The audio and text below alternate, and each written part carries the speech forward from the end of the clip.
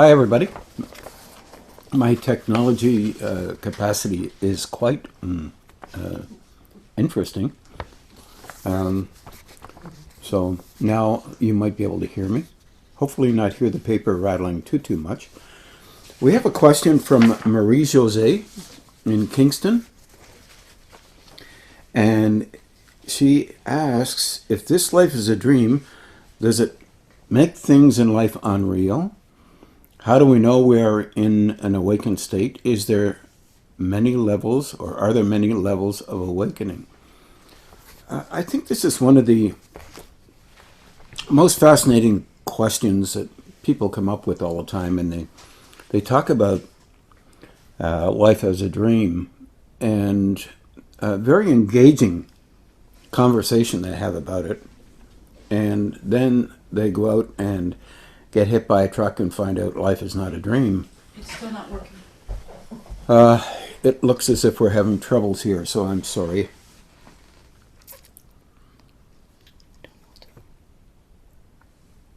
That's working. Let's stop broadcast at the bottom.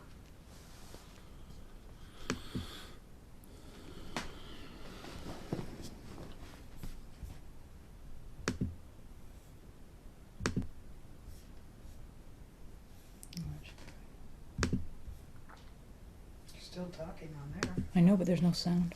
Oh, shoot. That's frustrating. It was working before. Is it working now? No. Is it up high here for sound? Is it on? No, it's not your computer on, it's through the computer. I see. I'll see if she'll work. Okay. Read my lips. We are having trouble. Please be patient. Thank you. We need to have a drawing of the old TV signal. Yeah. Do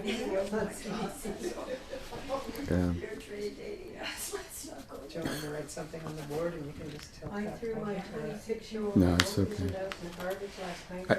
I think if they figured it out, it might be Isn't that amazing? kind of funny. I shouldn't move my lips, though. They think I'm talking. Keep talking. Yeah, but there's no sound. Just put your hand up.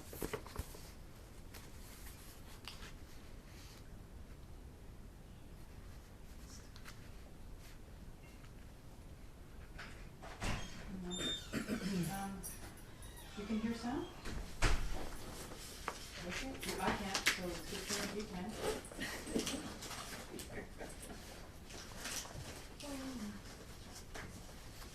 Yeah, keep talking, Ron. Say hi to Joel. Hi, Joelle. Can you hear me? Okay, keep talking, Ron. Well, I'm going to talk to Nashville. Lee and Carol, are you able to hear me? Joelle is trying to overhear what I'm saying. What did you say, Ron? Or, Joel? Okay. Okay, we're good then. Okay. Okay. Is it working? We're good. Okay, thank you. Sorry for that. Here we go again.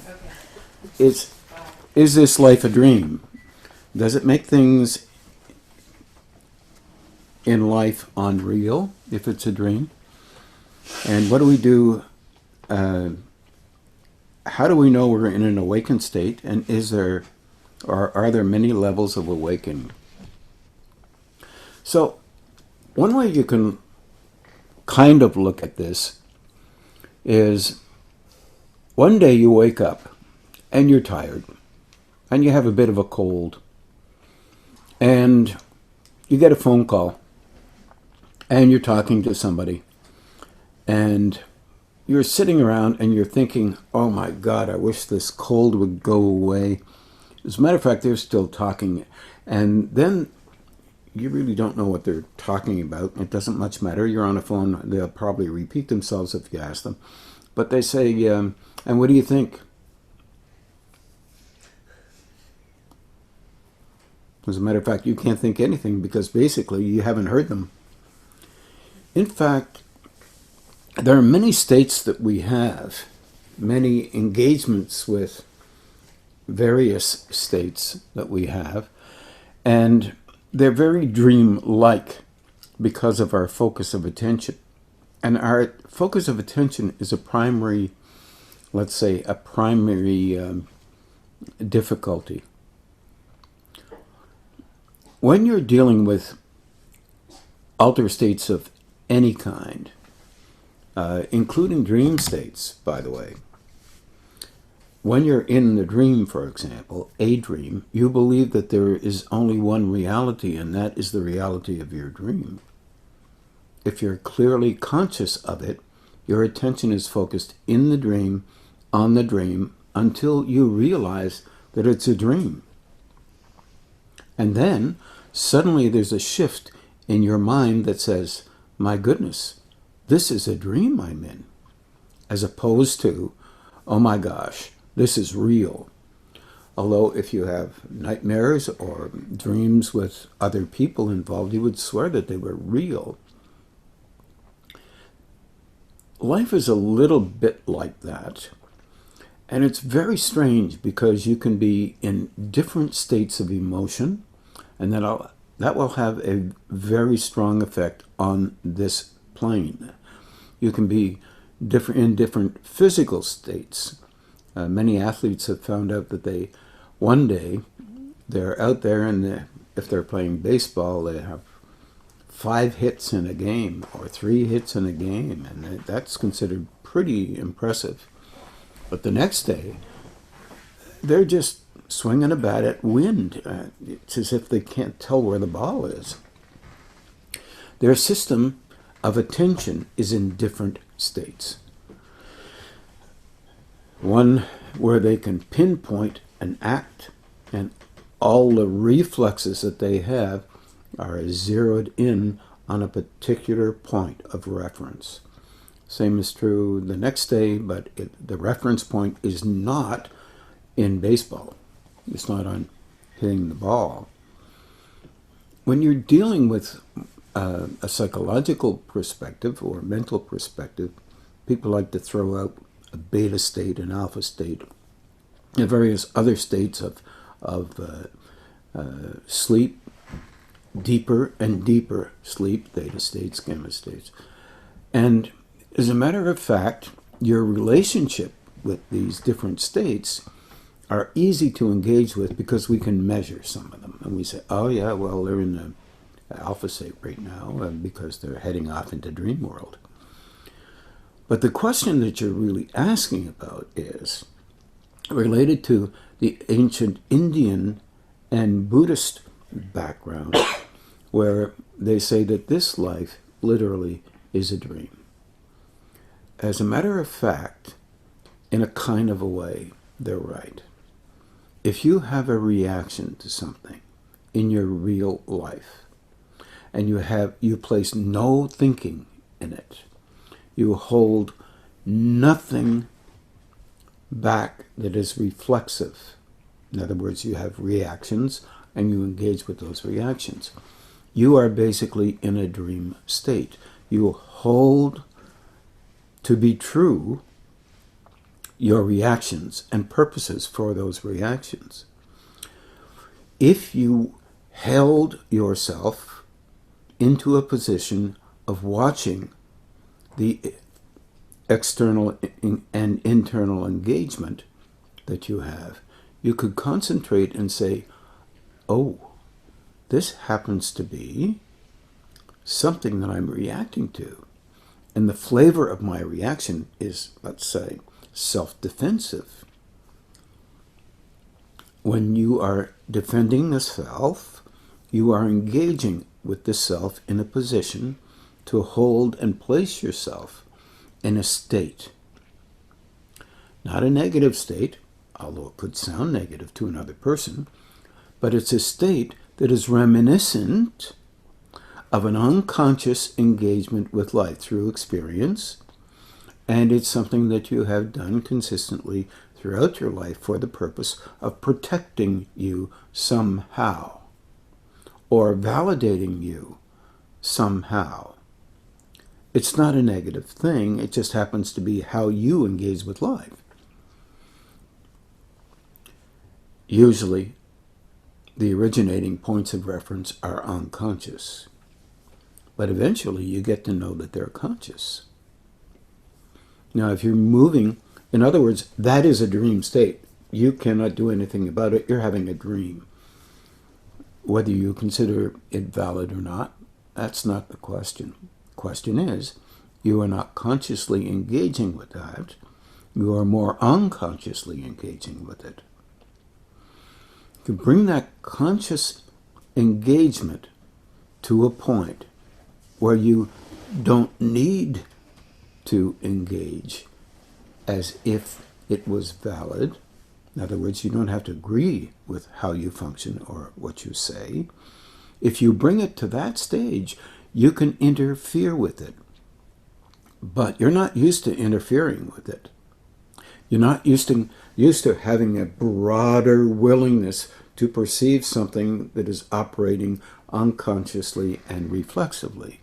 You're not used to it because it doesn't help you to protect yourself and the interest that you have in relationship to life at that particular moment, in a particular current situation, of course.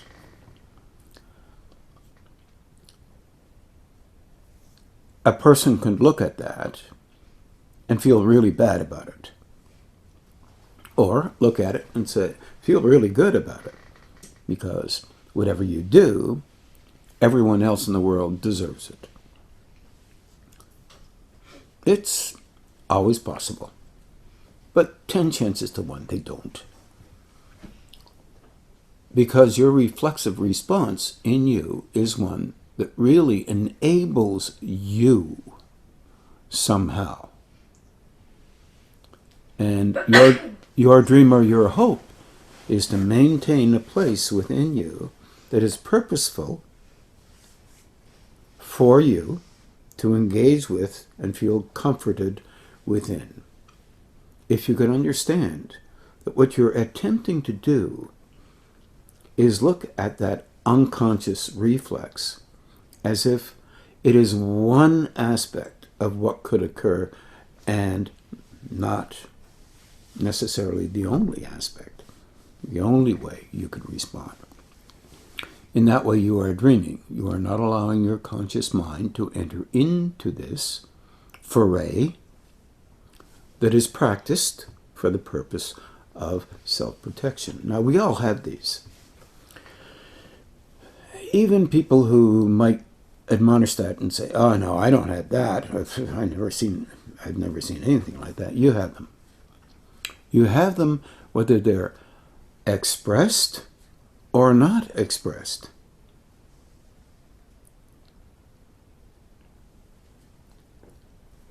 Do you know you have them when they're not expressed? Or do you just hold back because it would be important to hold back for you to save face in some kind of scenario? Regardless of all that, this is the complexity of an engagement with life. But the question here is that's implied is what happens when you're relating to a higher relationship.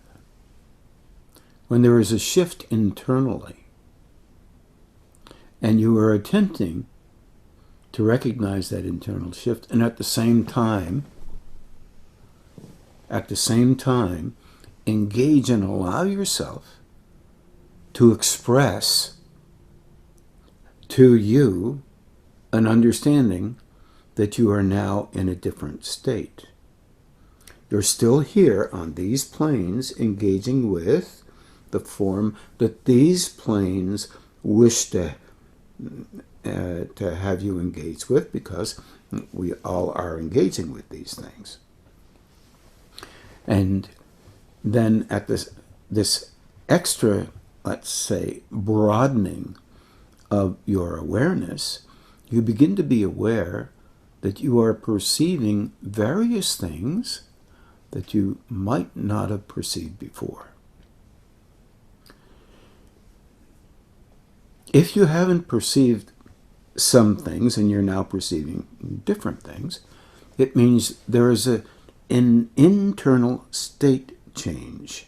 Something has broadened your capacity, either mentally, emotionally, or in a kind of physical way related directly to your personality's version of the you that you express with. This form through which expression occurs. This is an interesting thing when you bring it up to look at it and say, one thing, at one point, and at which point am I able to not to consider my personality and I've engaged with a higher state? A very interesting question. Other questions are there various states that I engage with where I must still consider important the things of this plane, as one might say, this dream state plane, these dream state planes, and see how important they are. At this point, most must consider their relationship with these planes, because your general focus is on your physical body, and that is the core of your engagement with your personality. The internal mind and the internal emotion, since they do work together, including the body, in their working together, will notice a shift in the mental facility or the nervous system, which indicates that there is a shift and a change in state. That shift and changing in state means you are suddenly watching how you function, as if, not that you're disembodied, but as if you're in you, watching you and how you function. And as you are about to function, you watch and see that function and may say, this may not be appropriate here or might be appropriate here, but I think I'm going to not do that. It often sounds a little bit linear, as if we have a logical mind. We do not always have a logical mind. We have a mind that's very reflexive, and our presumption is that it's logical. It's often emotional. Now, with some people, they would call that mind anyway. There's no real separation there. And it kind of in a way there isn't, but in kind of in the way there is. So when you're moving into the state engagement stage, you will know that you are state dependent. It begins to be fairly obvious. You will watch yourself engaging and realize that your engagement is based on what is occurring in a small field of relationship, underlining relationship, that you have in a moment for a particular purpose. And the realization that you are there indicates that you have shifted in a state.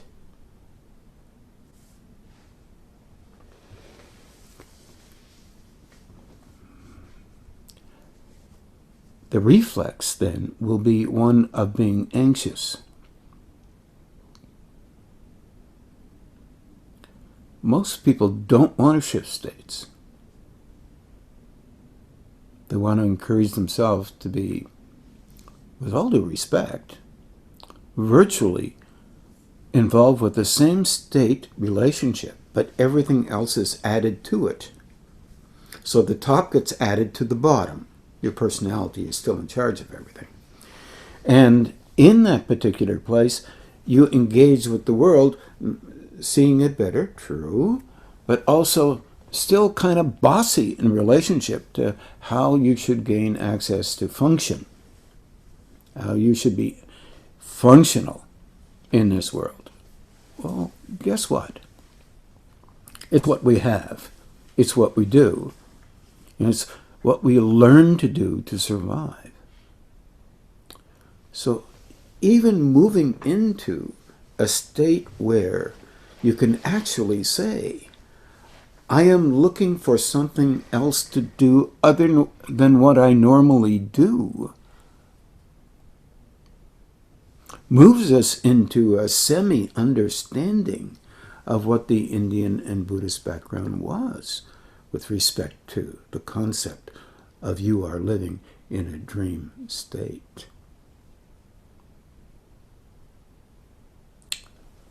Not so easy to basically understand it, but so easy just to speak it out. It would be extremely difficult for anyone to understand exactly what this means if they have not experienced it. So we have to look for little things that we are involved with in daily life for kind of a facsimile of an understanding.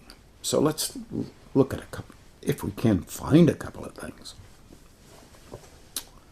Let's say you get a little heated around the collar, and you presume that someone means something, and they didn't, but you don't know that. You're presuming they meant something in a particular manner. Well, you don't ask them what they meant by that, or you don't say, is this what you really mean by that? And of course, invariably, they may say, yes, or they may say, no, that's not what I meant by that. That active step seems logical, but it interferes with you validating how you believe they acted or they expressed themselves. If you need to feel nurtured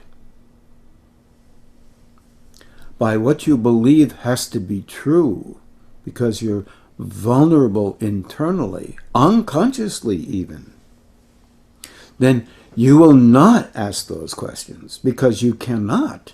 It will hurt you to know that you misunderstood somebody, no matter how small that hurt is. Well, I said I was trying to grab onto something not perfect. If you engage with someone and you believe they have in mind a certain way of thinking, and they don't, a conversation might go in as a dialogue. I'm not sure what you're thinking here. Is it more like this? Is it this what you're thinking? And they say, no. Why would you think that? Then you would say, well, then would you please help me to understand what you're thinking? And if they were actually thinking whatever you thought they were thinking, they may not be able to answer you, or they might just say, you know, I'm not really sure. I said that. It was part of a conversation that was kind of reflexive, and I really didn't have anything in mind when I said it. I was just saying it. You would have an idea right there of a particular state, a state of automatic, that we often engage in. All of you can think, generally speaking, what things might be interesting to you in an automatic state. Anyone ever been verbally on automatic? I look around the room and there are a few nodding heads, all except one or two, of course. And they are automatically not thinking they were doing things like that, because we've all experienced these things. It's neither good nor bad in the human condition. It's what we do. There is respective and reactive and engaging expression that half the time we don't even think about. Because it may be not that important, or it might be just something that's easy, and there's a back and forth tete-a-tete. Nothing, not a big deal. But those reflexes are part of a dream state. Your conscious awareness occurs after they've been expressed. Did everybody understand that? Because a dream is like that. You have a dream and you realize after it was a dream. Or sometimes, luckily for you, you can realize you're in a dream and say, wow, this is a dream. This is interesting. Let me see where this takes me, because it could be the unconscious talking to me. In fact, the same thing would be true as you're expressing yourself with other people. Or you can shift into a semi-mental state where you're actually interested in the other person and what they're talking to or talking about. And you're wondering, how did they ever get to think like that? That's fantastic. It's unusual, but amazing.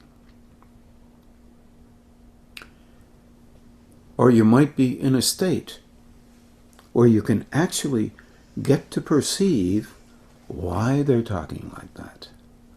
They're engaged with a link-up with millions of people in the human condition. And they normally would react automatically to defending themselves. Most of us, biologically, we're set up that way to survive. Every cell in our body is set up to survive until it's finished, and then new cells take its place, of course. Nothing is unusual about this. If we can add a kindness to this, it means that we can propel ourselves into a situation where we can watch the states that we move into and move out of. Yeah, I said that. Move into and move out of. We can watch them both. And this is most fascinating when this happens. Because what occurs is that you are actually engaged in a state where your relationship with you is something other than you needing to only protect you. Because you then are moving from one moment to the next, to the next, to the next, participating in that one single moment. And watching internally your emotions, internally your reflex to express something, but you are still focusing on watching, so you don't express it because there's no need to express it, because you are in the dream awake, knowing, my goodness, this is a dream, even though you're conscious. Eyes are open, breathing, automatically, of course. And you're engaging to learn about you and the states that you shift into and out of all the time. To be conscious of these things is most curious. And then you begin to understand not only yourself, but understand the human condition a little bit better and realize the vulnerability that we all have. Often our vulnerabilities are based on what we've learned.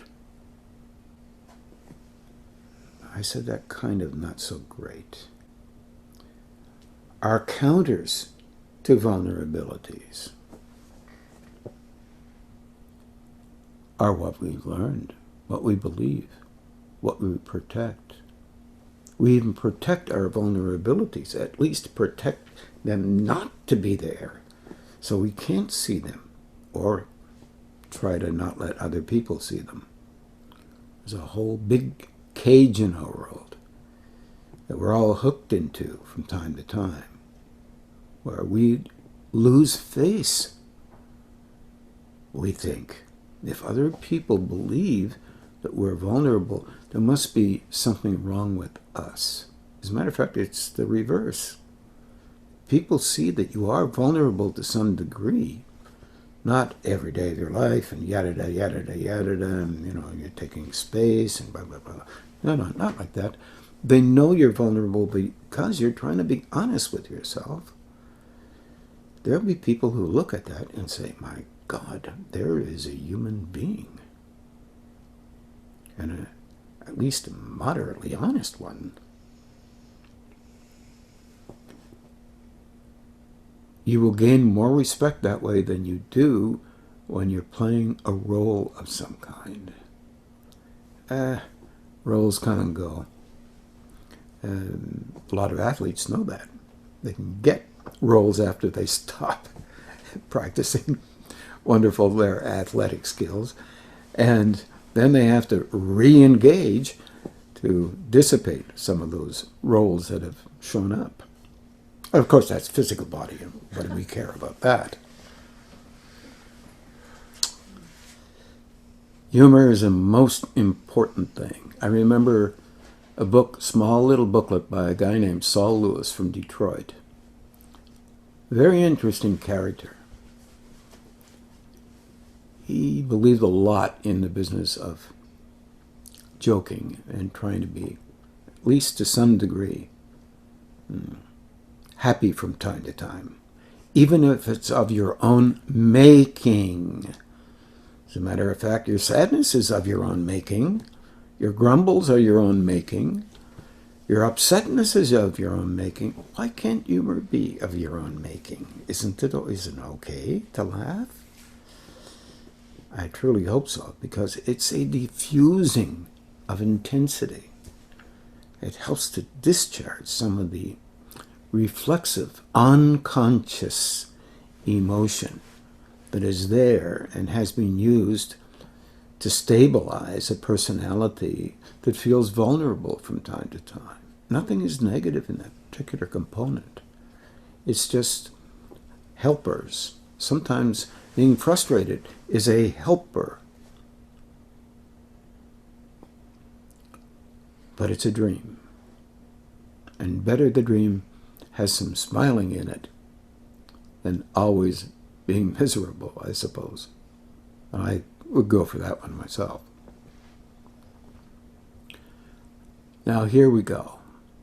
The last part of the question. Are there many, many states in relating them not only to the personality, but the personalities involved, but higher states? Well, if you've read Patanjali at all, and I recommend it to everybody, Yoga Sutras of Patanjali, he starts with the highest state. I find that very fascinating. I suppose you could say maybe he was shocking everybody into the realization that, you're not as high as you think you are, but nobody believes him anyway, so everybody thinks they're high once they become involved with energy. You're a growing being, no matter who you are, where you are, how high you are. If you're going to live with that, then maybe you can live with some of the stuff that you still engage with when you engage with these states. Because all growing beings on our planet still have to go to the bathroom, still have to eat to some degree. Although I have heard of people living on prana. It might be slightly different because you're engaging with that from a different perspective than breathing through your nose. But your relationship with these different states are based on a kind of regulated rule system. And these regulated state systems are assessed by almost everybody by watching other people's personalities, which has nothing to do with them at all. The world is filled with actors and actresses. Carl Jung talked about archetypes at one stage in the game, where fundamentally we were hooked into kind of named iconic streams of force. And they related often to the shadow, as he talked about it, where the shadow itself is only basically involved with the unconscious. Those things you don't really know.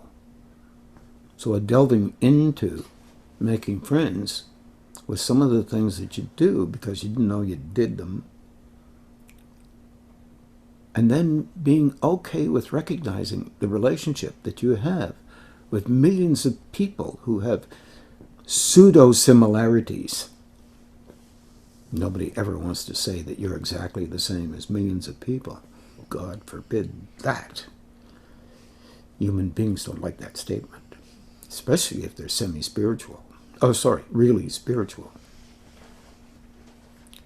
I'm not making fun of spiritual people. What I am saying is we get locked into rules, regulations, and beliefs that hold us in positions where we believe those positions are necessary for us to maintain so that other people will like us, think that we know something or don't know something.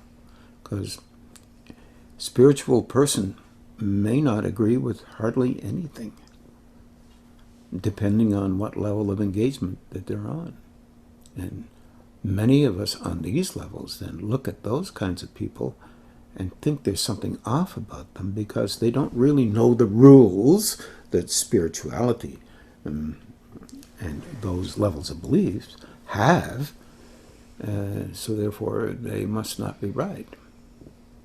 There's an ancient old Buddhist story, I recall, where this individual, there's two of them, one Hindu, very Hindu, and another one Buddhist, and I think they both use them. The Buddhist one was, or this Buddhist Bodhisattva saw another Bodhisattva, you could say, a person who was interested in engaging with higher states. And he started listening, and he was meditating, and he started listening to him, and he was saying, Om Mani Padme Nayo Hum. Om Mani Padme Nayo Hum. And then he'd say, Om Mani Padme Nayo. Well, the first part of the story, which I left out, was this.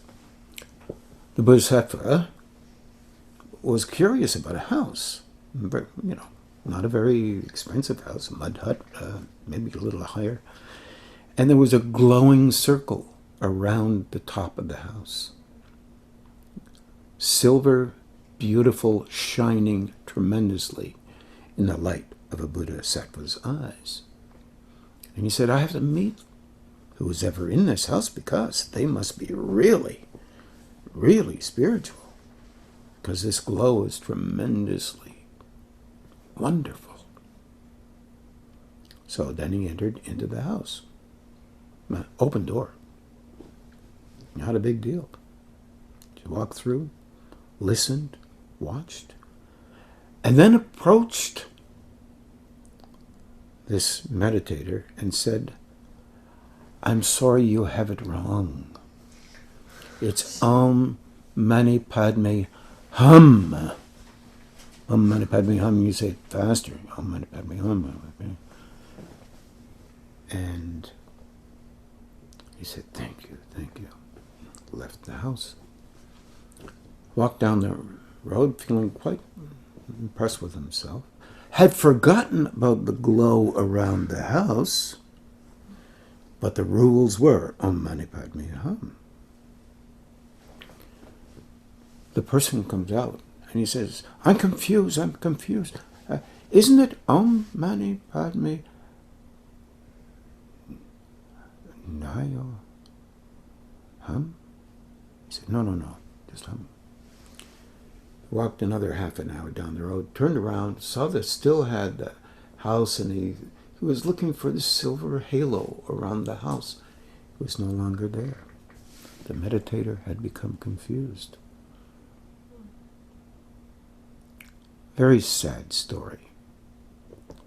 When you're interfering with other people's internal growth, you carry a great responsibility.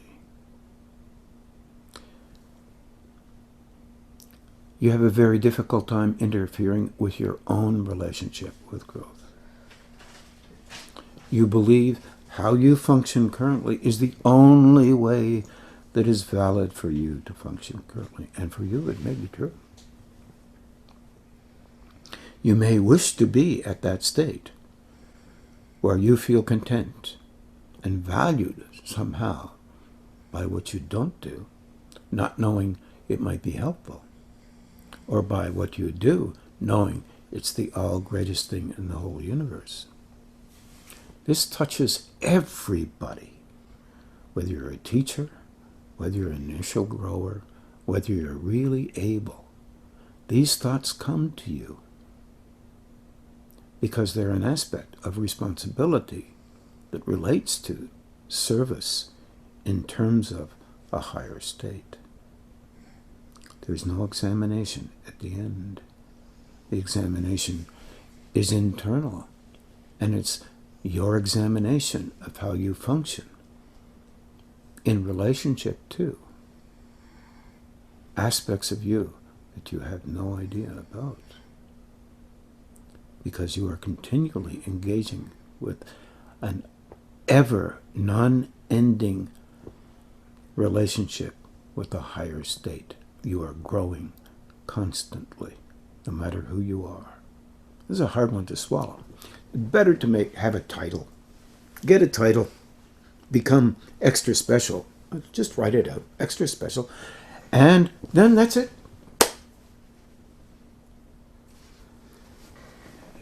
That is not seen as negative from a higher state. It's seen as, perhaps that's where they need help now. The higher states can influence you to help you in those particular levels. To be helpful in a kind and gentle manner, not making you wrong versus right, or bad versus good, but gently relating and trying to be helpful, hinting almost that it would be okay if you continue to grow. You will be helped in your vulnerability beyond the state that you happen to presently involve yourself with. Patanjali set up a system based on these things. And it often looks like is a rule-setting system. In fact, in some ways he was very subtle. In some ways he wasn't quite as subtle, but he followed the Hindu orientation.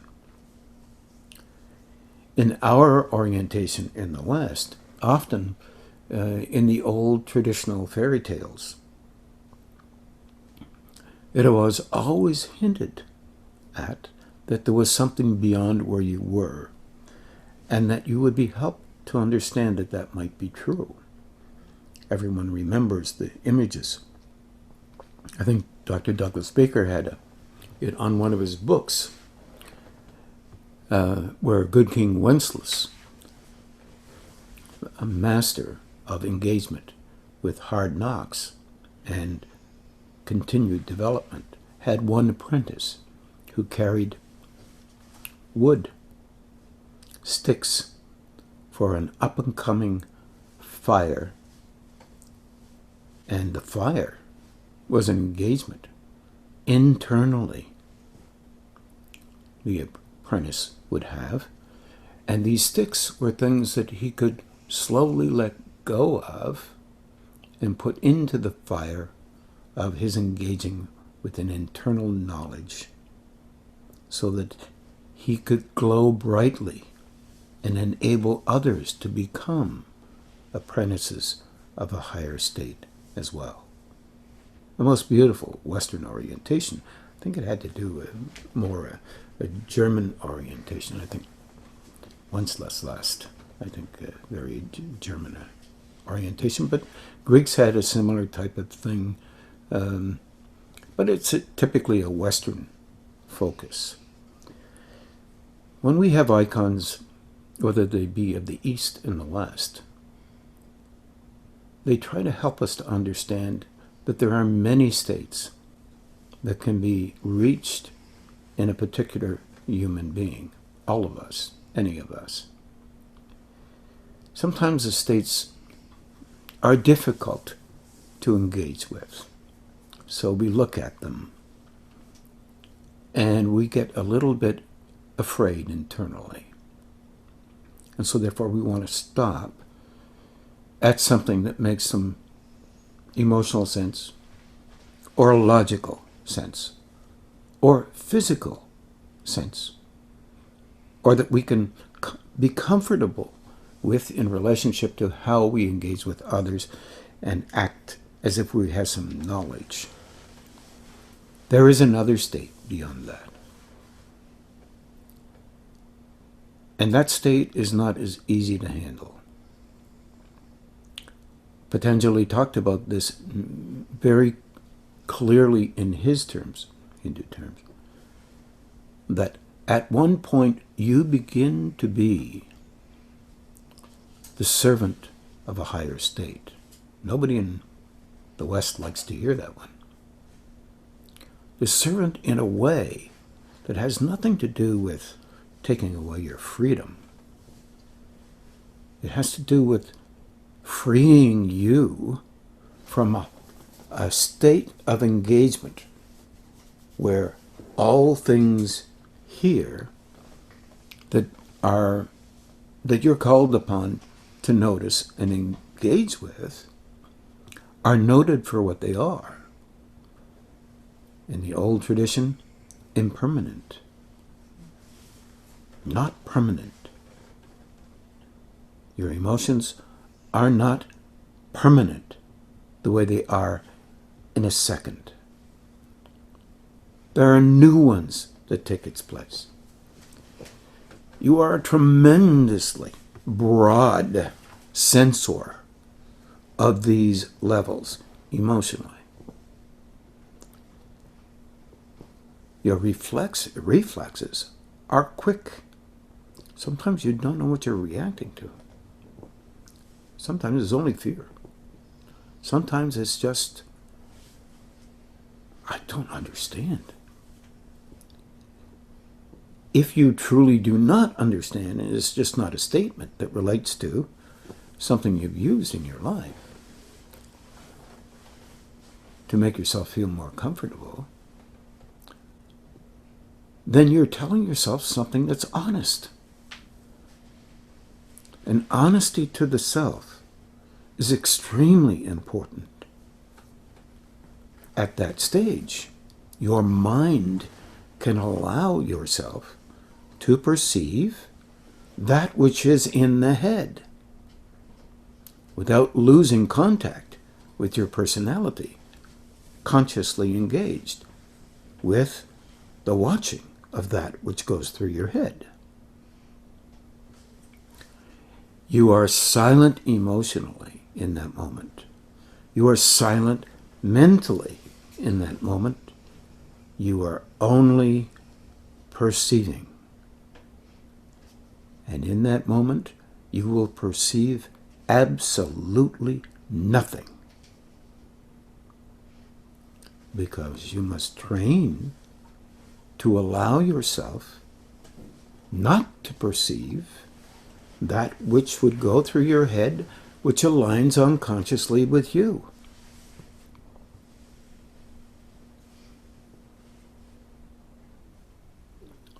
Then, if you do perceive something, you may include that with what you normally think might be valid or not valid. There are many stages of this engagement with higher states. The very first stage is really difficult.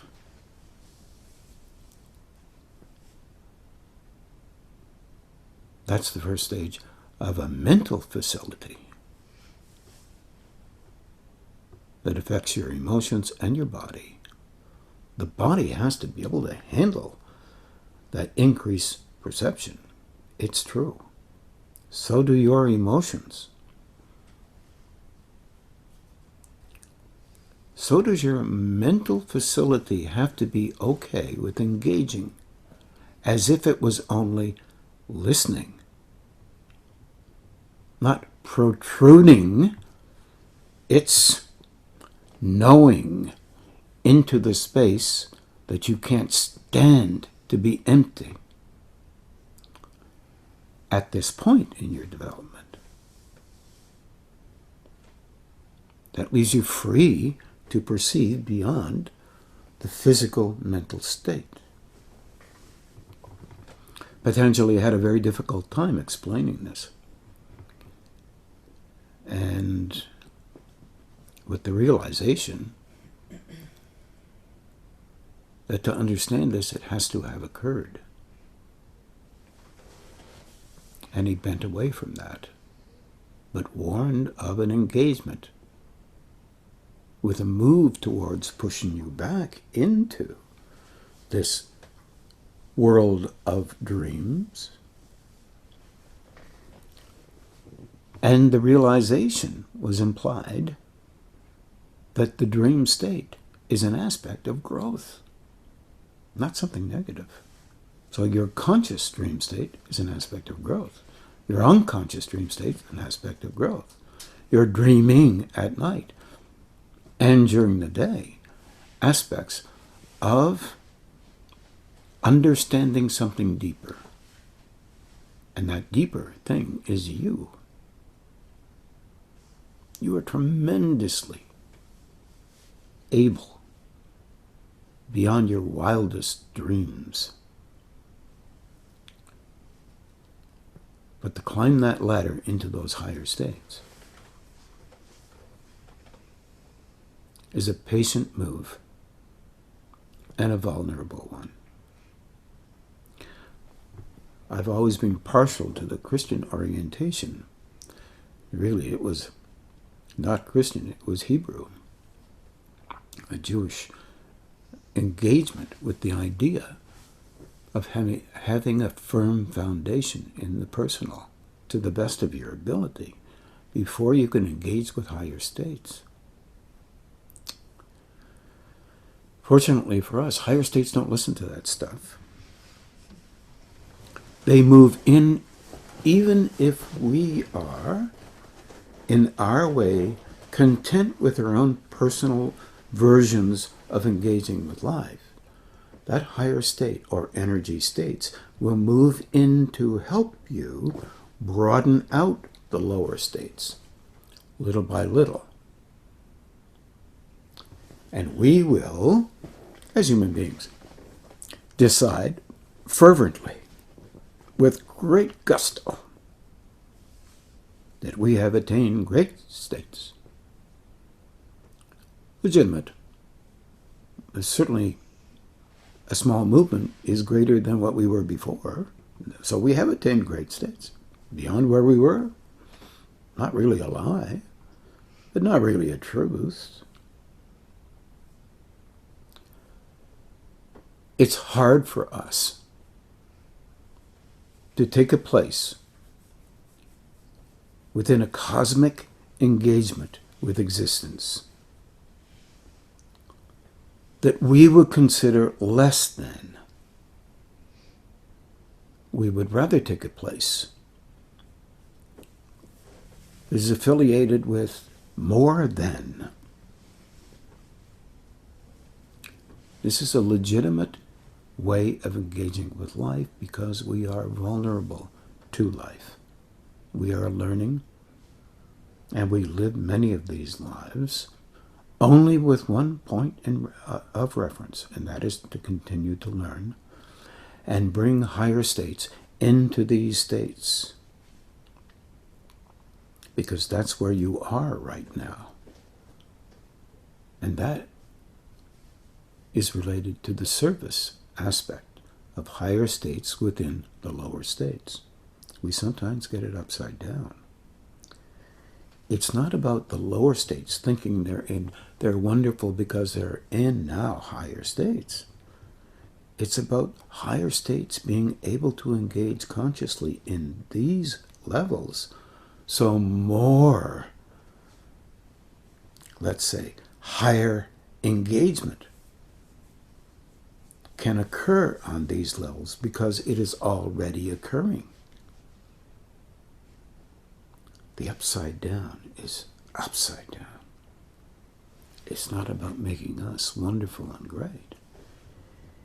It's about knowing for sure, first of all, that there is such a thing as that flow or that universal engagement with higher states. And you can know it just by being quiet inside. That's not good enough for us. It has to be more than that, right? So, well, since we do have a definition problem, we tend to define relative to what we believe has to be true for us at any given moment. And that is a right that we have. And we will do that until we're not as nervous about not knowing. And we're more comfortable with what happens when we do know a little bit more. I am sorry I only acted on one question, but not sorry I only acted on one question. I will save the next couple of questions for the next podcast. Thank you for your patience and your listening. I wish you all well. Bye for now.